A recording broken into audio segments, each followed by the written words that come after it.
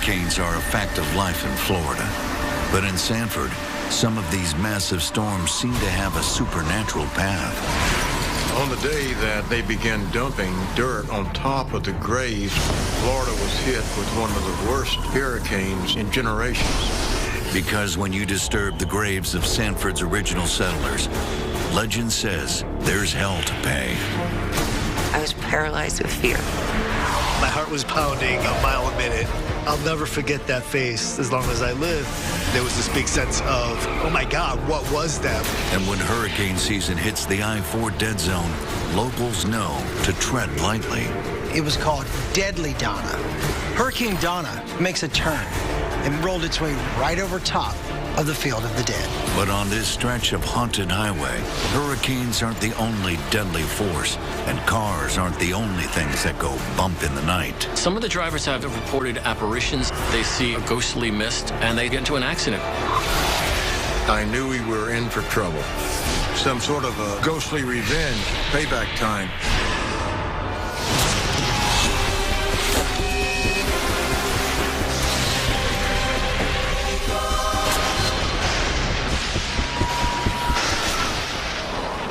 In Sanford, Florida, there's a quarter-mile stretch of highway at the base of the St. Johns River Bridge that's at the heart of a local legend. And it's a legend that has everyone in town talking. Before I-4 was built, the land was called the Field of the Dead. My whole family knows about the legend. I refuse to drive through the dead zone. I will go out of my way to avoid it. You could not pay me enough money.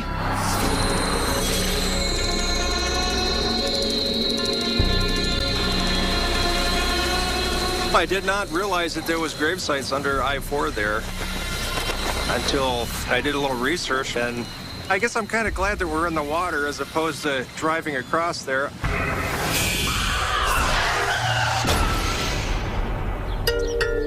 While locals may steer clear of this haunted highway, Tony Santiago, a Chicago native, has made the trek through the I-4 dead zone dozens of times without incident, until one night in July of 1996.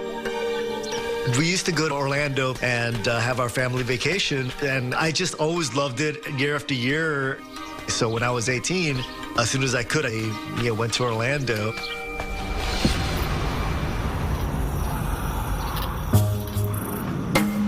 Hi, guys. Tony, happy birthday. Drive safe, okay? Thank you. Thank you.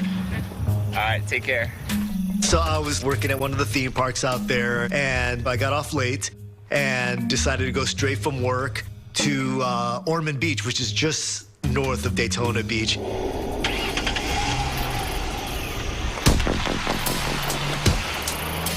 I-4 is like the main vein in Central Florida. It takes you, from the West Coast to the East Coast and through Orlando. I drove the I-4 all the time. I was excited. I had the top down of my convertible, had my radio turned up high. I was done with work, and I was ready for a good time.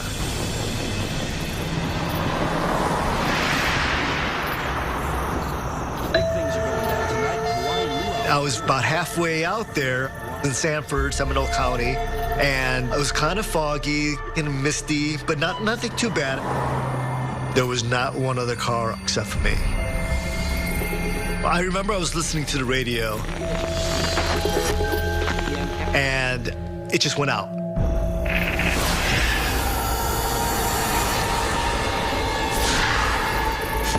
All of a sudden, I see this flash cross in front of my car.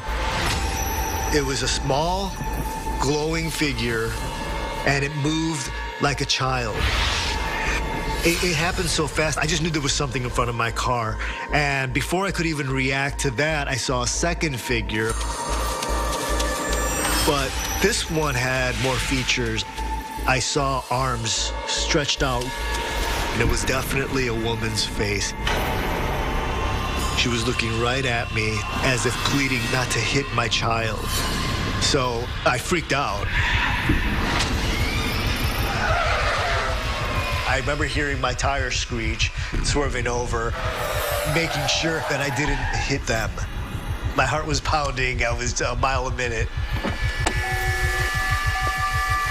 I pulled over. When I got out of the car, there was nothing there.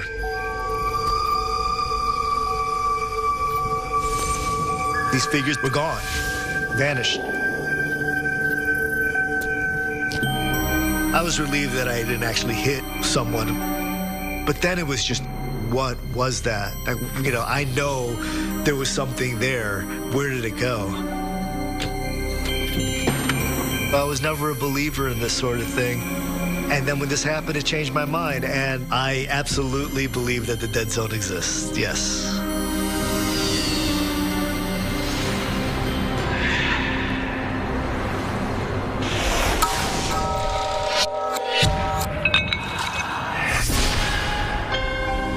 Tony is in good company.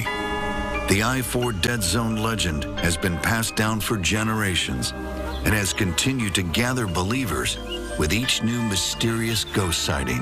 With a lot of supernatural legends, ghosts emerge for one of two reasons. Either there was a sort of a tragic death and the spirit doesn't leave. The other is that there's some sort of unfinished business, whether it's revenge or something else. And the ghosts that call the I-4 Dead Zone home seem to emerge for both revenge and unfinished business. It's a deadly combination on this haunted highway. But before I-4 was a bustling interstate, it was a rich subtropical swampland as far as the eye could see.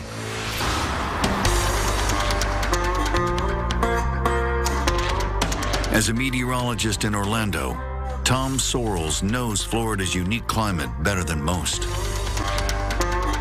I think when people outside of Florida think of us, they think of the ocean, roaring waves, or beautiful pastel skies. Most of Florida is swampy or lakey. You can't hit a golf ball here without either hitting a swamp or a lake.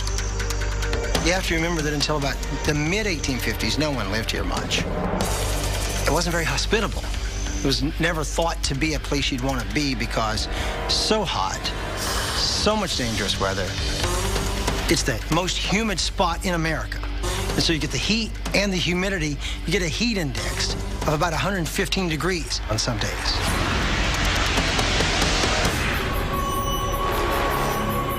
And it is within this hot and humid marshy swampland that a legend took shape. At the end of this bridge, just before you get to the railroad overpass, is where the graves are located, in the eastbound lane of the interstate. A legend buried beneath the highway that haunts Central Florida to this day.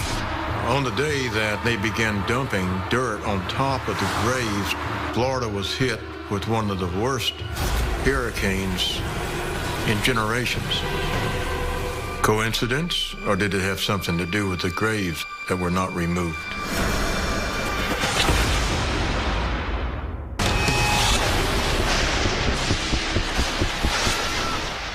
In the heart of the Sunshine State lies the sleepy lakefront town of Sanford, Florida.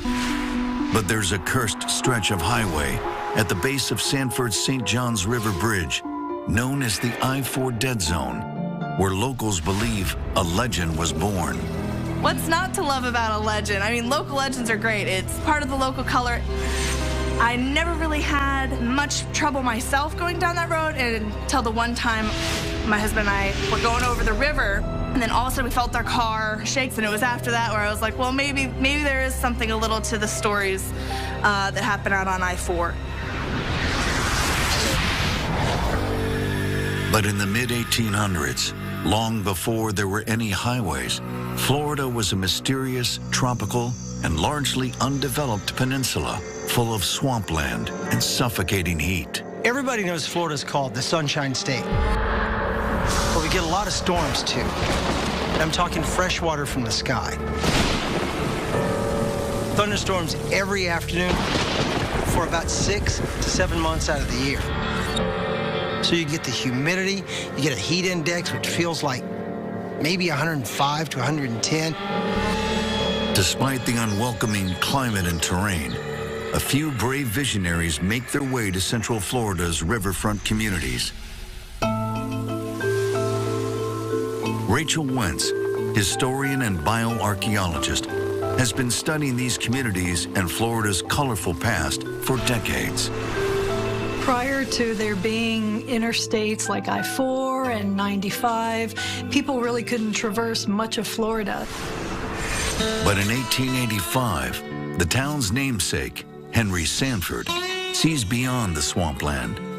He sees a gateway city to South Florida. Henry Sanford had a vision of what Sanford could be. He saw the city of Sanford as a hub.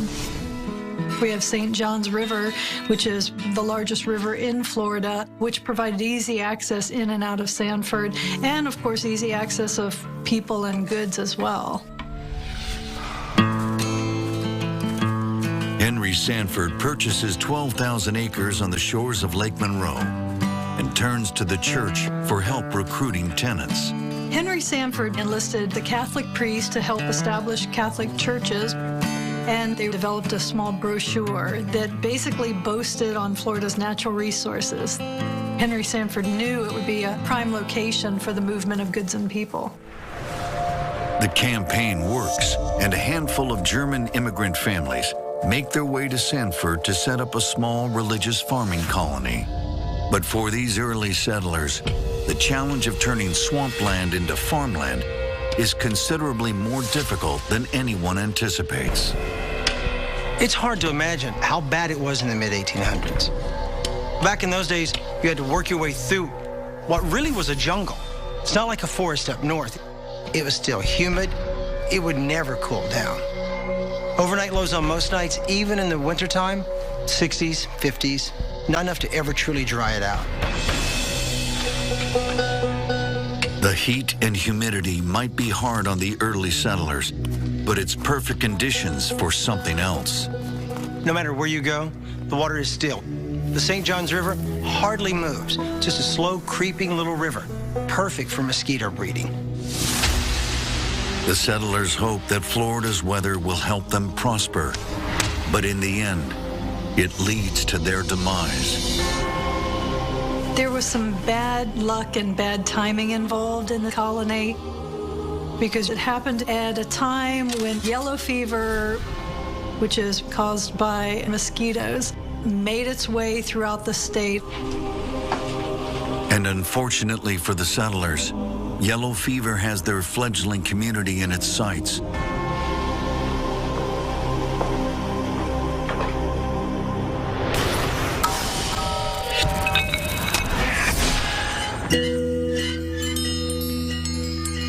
As the grandson of a Sanford farmer, Charlie Carlson knows the struggles faced in the fields all too well.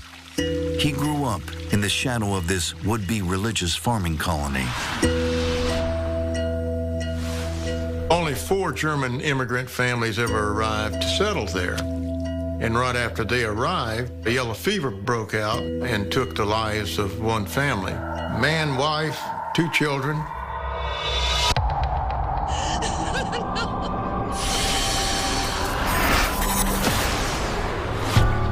When this family died, that was enough to just send the whole community into a panic. They quickly took these bodies and put them into the ground, and they put up 4 markers. And then they got out of there because they were so afraid that they would also come down with the fever. Sanford at one point was under quarantine. No one could go out or come in because they thought people with yellow fever could spread it to other people. So cities throughout Florida experienced these very strict quarantines. Yellow fever put an end to many dreams in 1887. Henry Sanford's colony never became what Henry Sanford envisioned. The 4 unmarked graves, a father, mother, and 2 children, remain undisturbed in the overgrown field for 18 years, until Albert Hawkins, Charlie's grandfather, purchases the land in 1905. When my grandfather bought this property, his intentions were to clear the land for farming. Albert Hawkins respects the gravesite and takes care to fence in the sacred ground. My grandfather said, we've got to take care of these graves because they're somebody's resting place. The field became known as the Field of the Dead because it contained this small little family plot. But not everyone takes Hawkins' request to heart. And those who don't will pay a price, a deadly price, that will soon take Florida by storm. As soon as construction started, I knew we were in for trouble.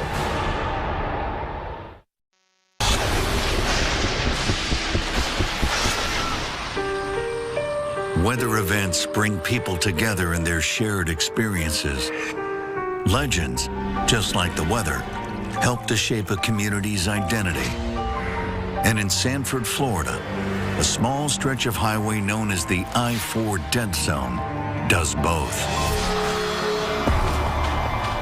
The I-4 Dead Zone is something that I've known about it since I was a kid. I have had several things happen to me personally. I do believe there's something very strange about the area.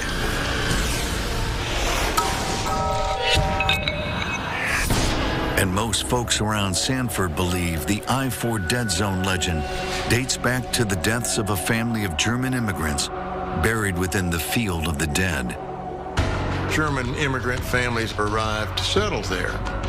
And right after they arrived, yellow fever broke out and took the lives of one family. And this colony just kind of fell apart. And over the next 18 years, Sanford's failed colony is all but forgotten until a new crop of farmers come to town.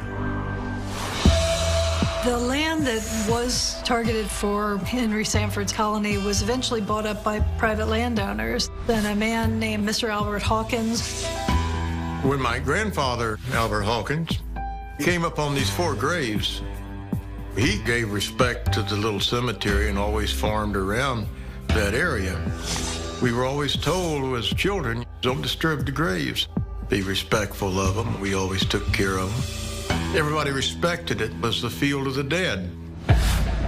To the local farmers, the name Field of the Dead sticks, and most heed Hawkins' advice. But when one young boy doesn't, a legend is born. According to the legend, Hardy was an adventurous boy, and one day he decided to play around the graveyard there in the middle of the field. Don't do it, Hardy! I can recall my grandmother telling us, don't mess with the graves. Well, sometimes boys won't heed warnings.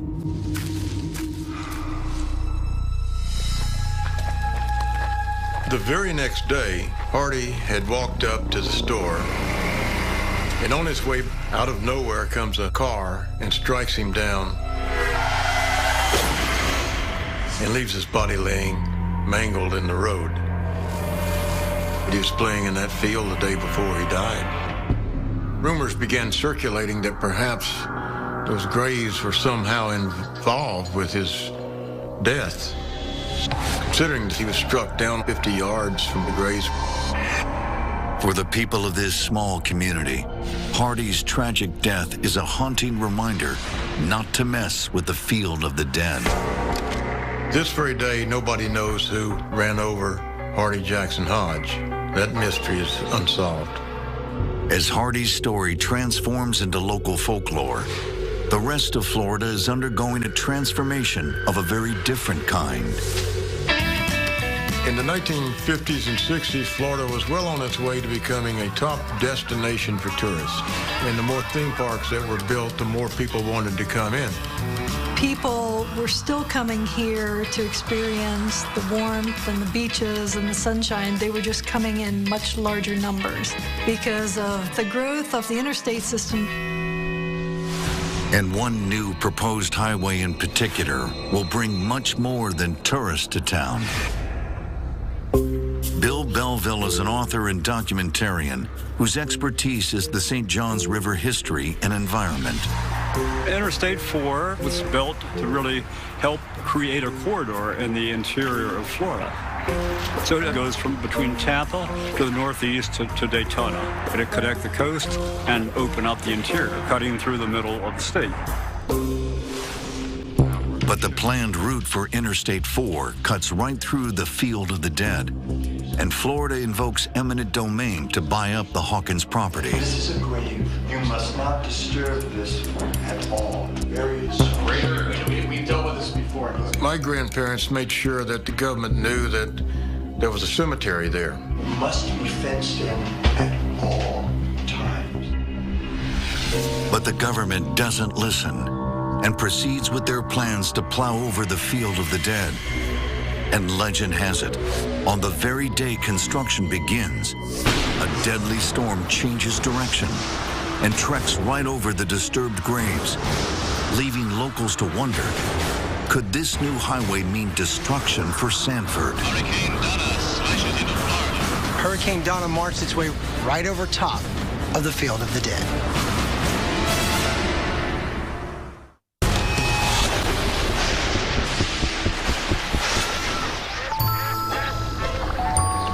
Residents of Sanford, Florida, have speculated for years about the I-4 dead zone. It's a legend with roots in the town's history and a family of settlers who died in 1887. It seems their graves have a habit of harming those who dare to disturb the sacred ground.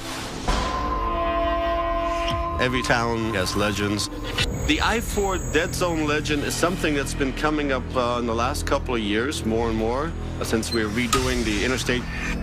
And rumor has it weird weather patterns always seem to happen around the bridge and that stretch of I-4. And no one knows this legend better than Charlie Carlson. His grandfather warned the state of Florida not to disturb the graves, but they had plans of their own. The graves were located right in the middle of the surveyed path for Interstate 4. They felt that these are just some old bones here, and why let that hold up progress? It would be a decision that they would soon regret. According to legend, on the very day the contractors break ground on the Field of the Dead, a massive hurricane suddenly veers off its predicted course and heads directly on a path towards the graves. If you look at the track of Hurricane Donna, it's coming past Cuba, almost going northwest. Then just past the northern tip of Cuba, upper level currents turned and made that thing switch. Instead of going northwest into the Gulf of Mexico, it started that march right over Orlando, right through Sanford, right over top of the Field of the Dead.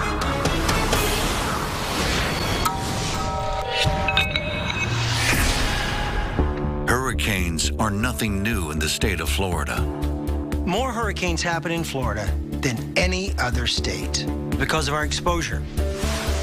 We have more than 1,200 miles of coastline exposed to either the Gulf of Mexico, rich tropical breeding ground, or the Atlantic Ocean, rich tropical breeding ground. But Hurricane Donna is one for the record books. Hurricane Donna is a very special hurricane in history. Normally when hurricanes make landfall, they cut their power in half for about every 6 hours they're over land. Well, Donna just kept right on trucking. Instead of going way out to the Atlantic, it hugged the East Coast and produced hurricane-force winds in excess of 125 miles per hour, all the way up the Atlantic seaboard into the New England states and beyond. The devastation from Donna was widespread. It was called Deadly Donna. It killed more than 50 people and hospitalized more than 100. Many in Sanford can't help but see a link between Donna's turn and the Field of the Dead. On the day that they began dumping dirt on top of the graves, Florida was hit with one of the worst hurricanes in generations. Coincidence, or did it have something to do with the graves that were not removed? Construction is delayed for several weeks. Fields were flooded, crops were destroyed, construction equipment was bogged down on the highway. power lines were down. We were without electricity for at least 14, 15 days. And it took at least a month or two for the construction to resume. But finally, I-4 opens with much fanfare. Anytime an interstate is put near or adjacent to your community, I mean, that's big news. So from the West Coast over in Tampa all the way to the East Coast near Daytona Beach, they've celebrated the opening of I-4. Still, residents of Sanford can't help but wonder, will the graves continue to wreak havoc from beneath the asphalt? It isn't long before they have an answer. I remember that right after the interstate opened up, there was a driver who lost control of his tractor-trailer truck and jackknifed right at the gravesite. So that it was a big wreck that backed up the interstate. Some of the people in the local area saw that as something that was caused by the graves. It was the beginning of the I-4 dead zone.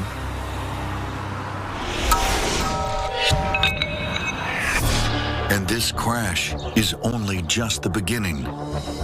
As a traffic reporter for News 96.5 in Orlando, Ed Torrance has spent his career focused on the troubles with Interstate 4. I-4 westbound slowing up from just after 434 to after 436. Eastbound delays. The road I report on more than any other is I-4. Reckon I-4 westbound got the right lane blocked in that area. In terms of fatal accidents per mile, I-4 is one of the deadliest expressways in the country. And a crash now on I-4 eastbound at 535. I don't know that I necessarily believe in curses, but I wouldn't rule out the fact that there might be something to this I-4 dead zone legend.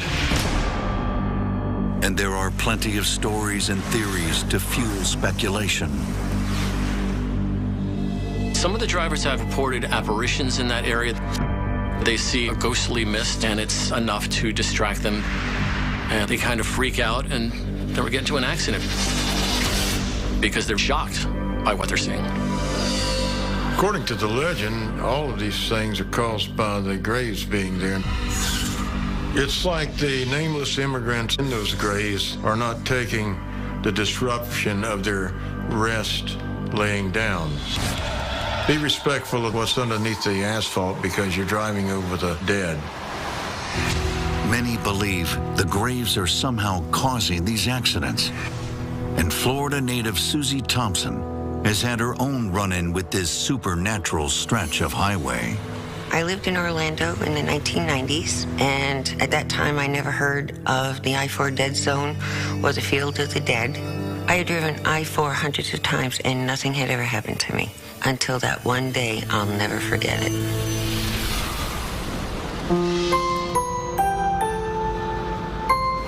It was July 28, 1994. It was a beautiful day, so I escaped to Daytona to go visit my girlfriend. But honestly, I hated making that drive. It made me a little bit nervous, and I never knew why.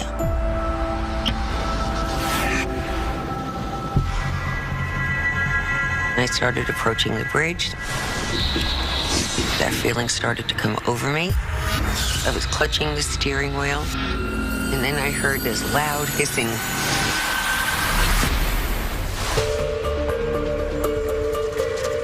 My car started sputtering. And I was just praying I could pull off safely on the shoulder.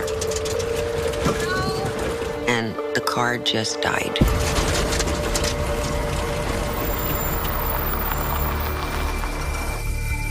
I was by myself and I was in a panic. But it was more than the panic of when your car breaks down. I just didn't like being there.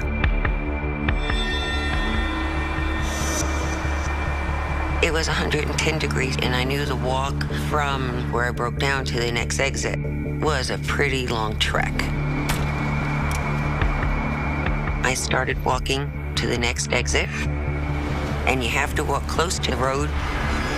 People are honking, they're flipping me as a bird. I was a nervous wreck. But then this big truck comes whizzing by.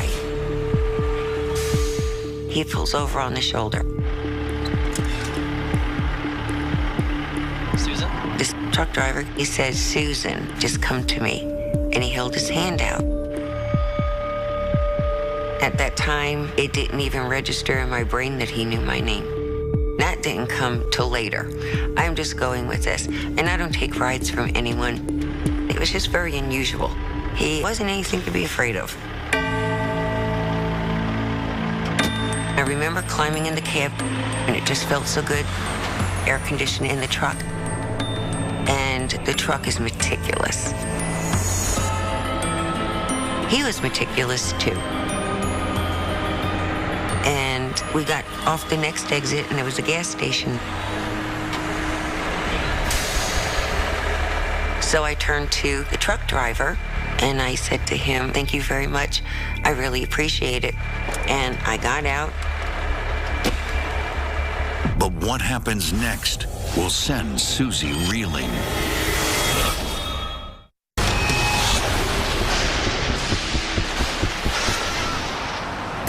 According to legend, buried beneath the quarter-mile stretch of Florida's I-4 are the graves of settlers who are haunting this section of highway.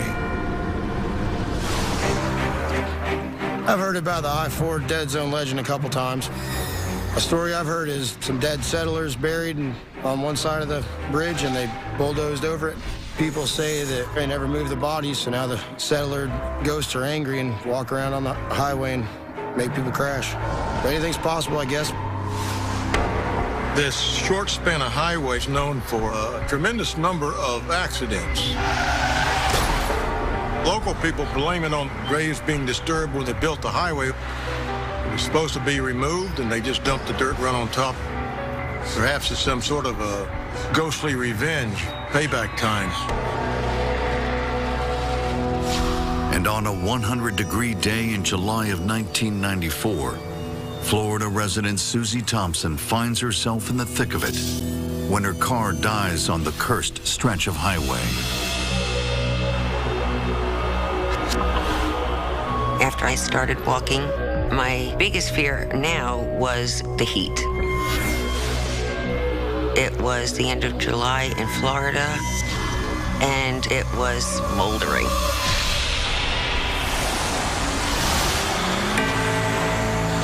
All of a sudden, this huge 18-wheeler pulls over. Susan. And this truck driver, he asked if I wanted a lift to the nearest exit. Hop on in. I was pretty shaken, and normally I wouldn't take a ride from anyone, but for some reason, I trusted him. So I climbed up into the truck. At the next exit, we pulled off, and the gas station was right there.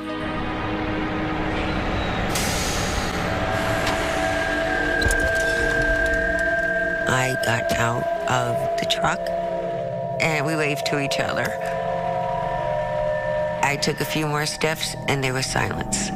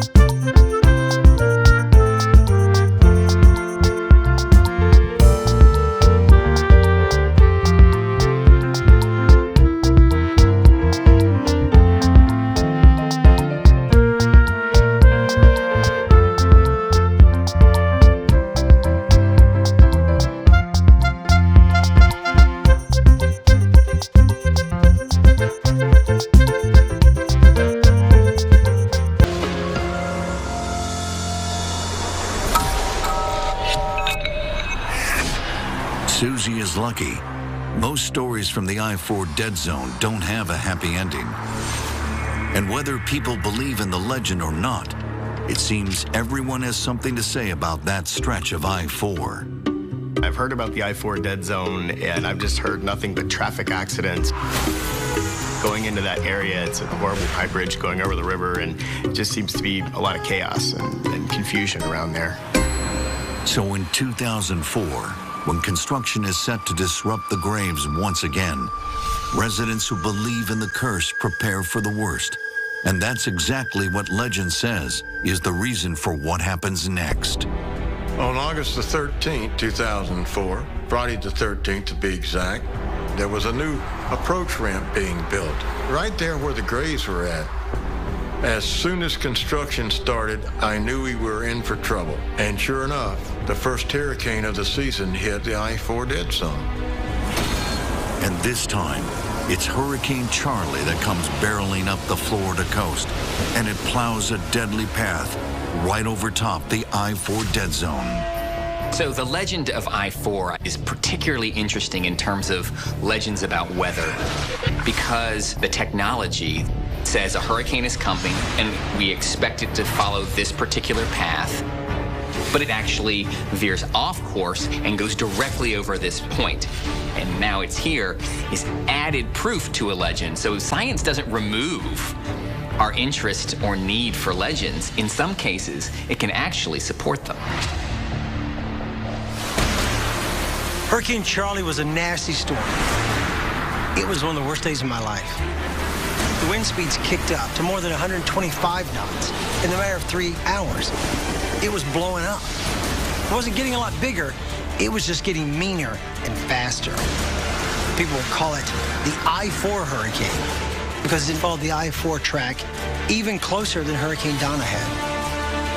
The damage was extensive. Instead of being a huge, widespread area like Donna was, Hurricane Charlie was a little small ball of hate. The eye of that storm was really, really small, so you only had those Category 1 winds in about a 10-mile radius. So as that thing came through Central Florida, most of the damage was in that 10-mile swath. And that 10-mile swath was right along the I-4 corridor. It ended up being the second most expensive hurricane ever. Totals ended up being about $15 billion. For Sanford locals, Hurricane Charlie is one more chilling link to the I-4 dead zone legend. And the destruction left in Charlie's wake is so massive, it's almost otherworldly. Now we've got 2 hurricanes, and they both hit during disruption of these graves. That is a little bit more than coincidence, I believe.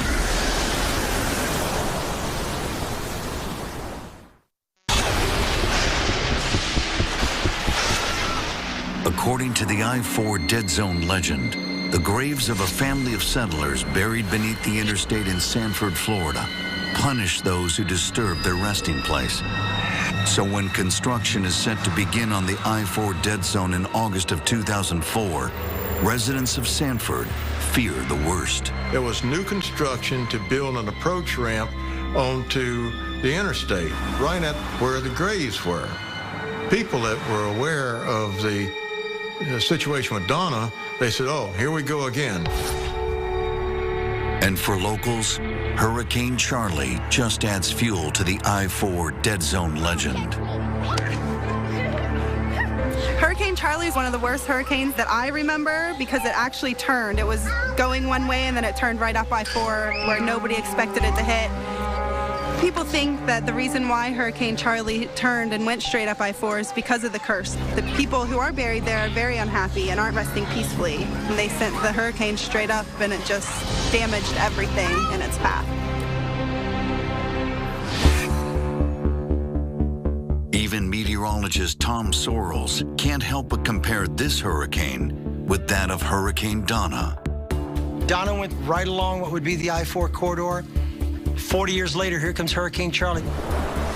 On the night of August 12th, Hurricane Charlie was south of Cuba. Most of the forecast had it coming across Cuba, going a little farther out to the Gulf of Mexico, and then weaving back into the Tampa area. But that's not what happened. The next morning, the storm tore right through the tip of Cuba, and instead of going to the Gulf of Mexico, kind of hooked a little to the right, almost due north and then to the right into Southwest Florida, right over Central Florida, right through Orlando, right over top of Sanford, and the field of death. Now we've got two hurricanes that hit the same place. And they both hit during the construction that was causing disruption of these graves. That is a little bit more than coincidence, I believe. Whether people believe the hurricanes are tied to the disturbance of the graves is still a matter of discussion today. Most legends survive because at the end of the day, we can say, all right, we have some new scientific theories that might explain this, but it doesn't mean it does explain it.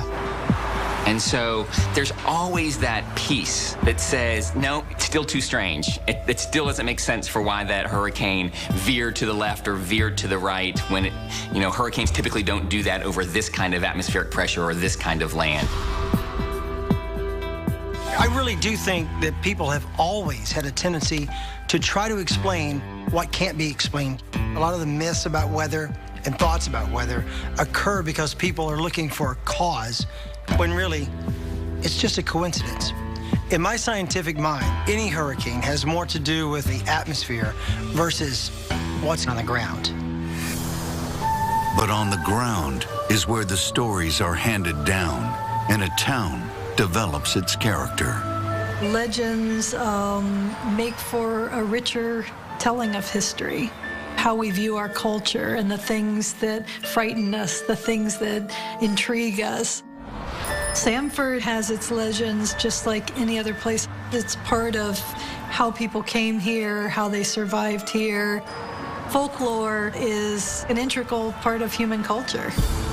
And the I-4 Dead Zone legend is an integral part of Sanford's town history and the lives of the people who call it home. My roots are there. There's buried history there. It's important that we remember that what we see as asphalt and interstate today, there's a story beneath that, long before there was even any motor cars for an interstate. People like a ghostly legend like this. But beyond that, it's important that we preserve this history, that we continue to carry these people's story forward. They're not to be forgotten. Every time I drive through there, I pay my respects to those founding family members that are buried there who died back in 1887. Knock on wood, it's kept me safe all of these years.